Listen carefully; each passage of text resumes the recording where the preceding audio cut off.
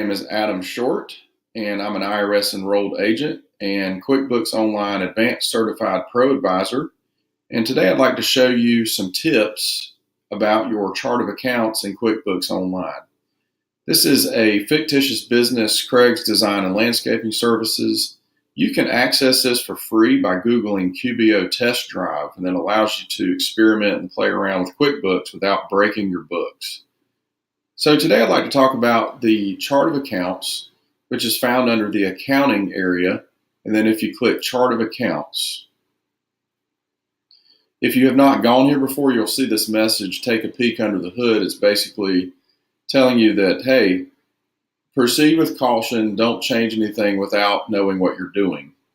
But we're going to go ahead and click see your chart of accounts. Now, your chart of accounts is basically the innards or the guts of your books. And it contains all of the accounts that correspond to all transactions on your general ledger, i.e. your accounting books.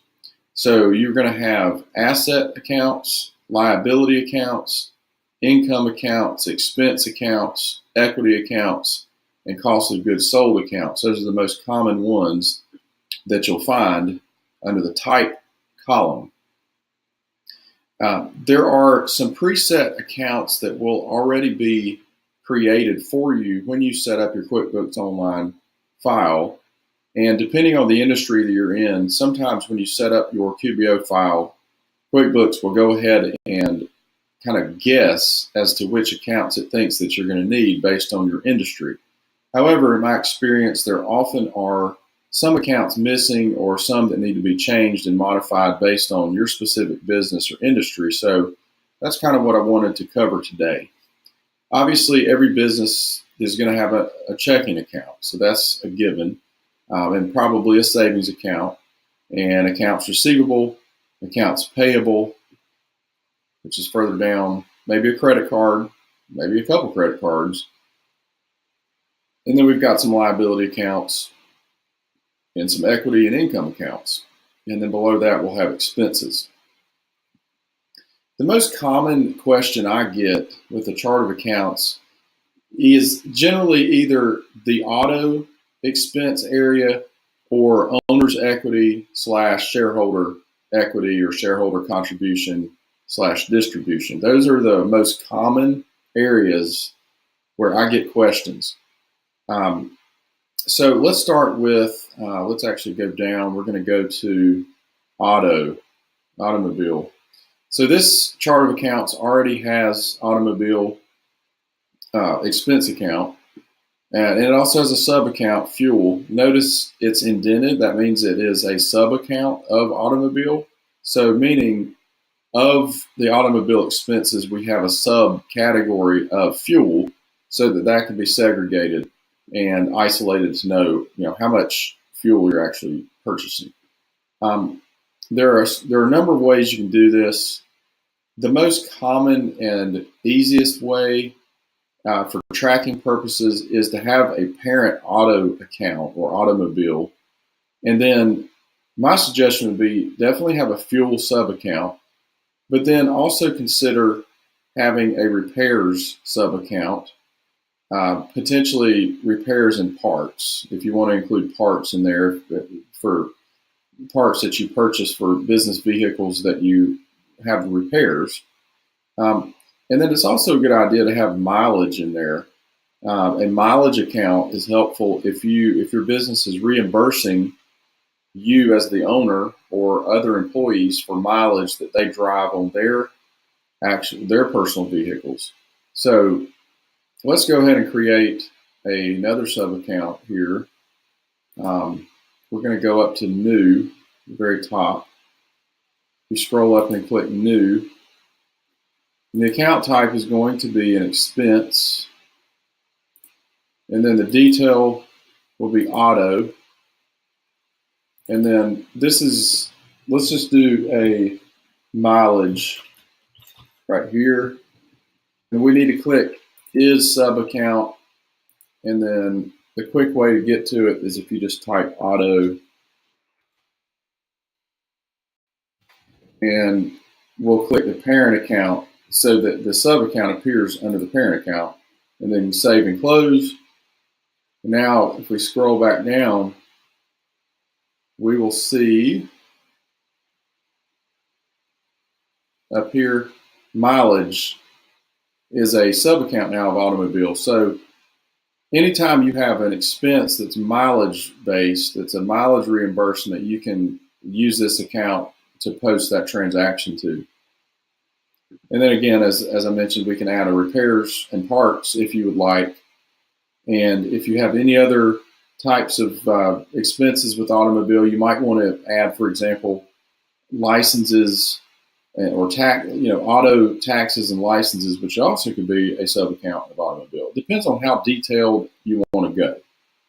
Some people don't want that detail. They just want automobile and that's it, which is fine if that's what you need. But just know that when you go to file your tax return, it helps to have this separated because there are different spots on your tax return for these types of items. So the next item area I want to cover was on the equity. So if we go, I believe, okay, yeah, it's going to be higher up. The equity accounts are really important for any business, particularly if you're an S corporation or partnership. But they also are very important if you're a sole proprietorship or single member LLC, because even if you're not required to report this on your tax return, it's very important to be able to track how much money or capital you as the owner have contributed and put into the business. So every time you contribute cash or property into the business, you need to record it on your books. Opening balance equity is on every QuickBooks file. It's a hard-coded account, and it's really a placeholder. It's not meant to hold a balance. It's meant to be a zero balance. So anytime I see an amount in opening balance equity other than zero, I know that there's some cleanup work that needs to happen. But that's another subject. We're not going to talk about that today. Sometimes you'll see a retained earnings account, depending on the type of industry you're in and how you set up your QuickBooks file and tax classification. Retained earnings generally is suitable for a corporation, a C corporation, and also for an S corporation, but that's also beyond the scope of this particular video. I want to talk about owner equity, or in some cases it's called shareholder equity or shareholder contribution. If you're a sole proprietorship or a single member LLC, it's appropriate to call it an owner's equity. Right now, we don't have an owner's equity account. And I see this very commonly with small businesses where they do not have an owner's equity account in their chart of accounts. You need to have one. So let's create an owner's equity account. And I'm going to explain more about what that is in just a second. So we click new, and the account type is equity. And then the detail type is owner's equity. And we can just call it owner's equity. We're going to assume this is a sole proprietorship or single member LLC. You'll see a note here about S corporations.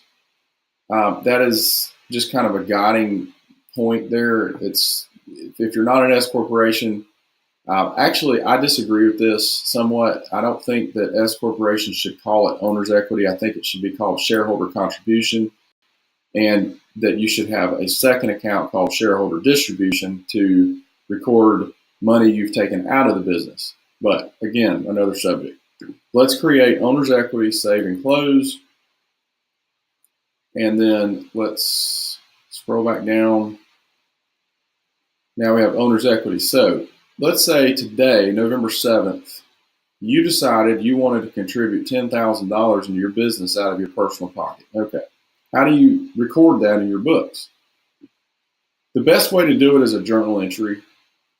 And so I'm actually going to go into this register, right? Okay, so we've got owner's equity, zero balance, view register.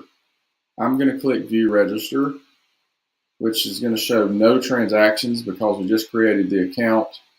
So we don't have any transactions. We've got a zero balance. Okay. So we're going to create a journal entry. Now, journal entries can be scary if you're not used to them, but they're really straightforward in the sense that the debits have to match the credits. So click the plus sign. Under Other, click Journal Entry. So as that's loading, the idea here is we're going to record money out of your personal pocket into that of the business, okay? This is not income to the business, okay? You do not want to record this into an income account, otherwise you're going to overstate your income and pay tax on money that's not income. If it's in your personal pocket, it's presumed to have already been taxed that money's been taxed. You pay tax on it. You're not going to pay tax on it again when you contribute it to your business, okay? So the account, typically we start with the debit column. So it's very backwards if you think of it as you're used to understanding it. When you debit a bank account, you actually increase the balance. So the first account we're going to put up here is the checking account, okay? So that money that you're about to put in the business is going to go where? It's going to go to your checking account for $10,000, okay? It sounds backwards that you want to debit your checking account for $10,000, but trust me, when you debit a checking account, you increase the balance. Let's put a description to record owner contribution 11/07/2018. And let's call this the owner cash contribution. You can put a name, you can put your, if the owner is in here, you can put that name. We're not going to do that. The next account is what? Owner's equity. And again, like I said, the debits have to match the credits. So if you look down here, we got a total of $10,000 on each column. That's what we want. So when I'm done with this, what should happen is we should increase owner's equity by $10,000 by crediting owner's equity, and we should increase the checking account by $10,000. That's our goal here. So I'm going to click this green arrow, save and close.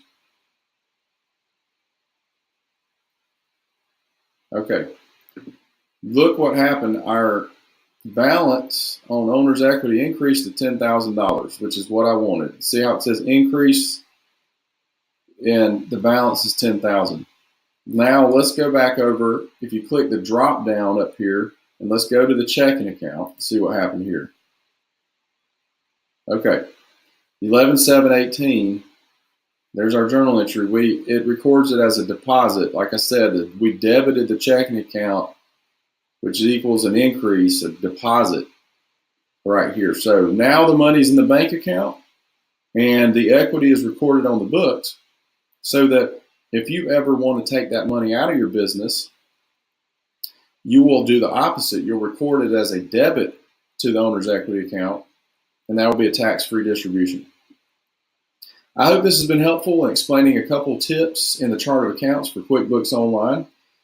Please feel free to visit us at shortfinancial.com or leave us a comment in the comments area, and we'll be happy to reply as soon as we can. Thank you.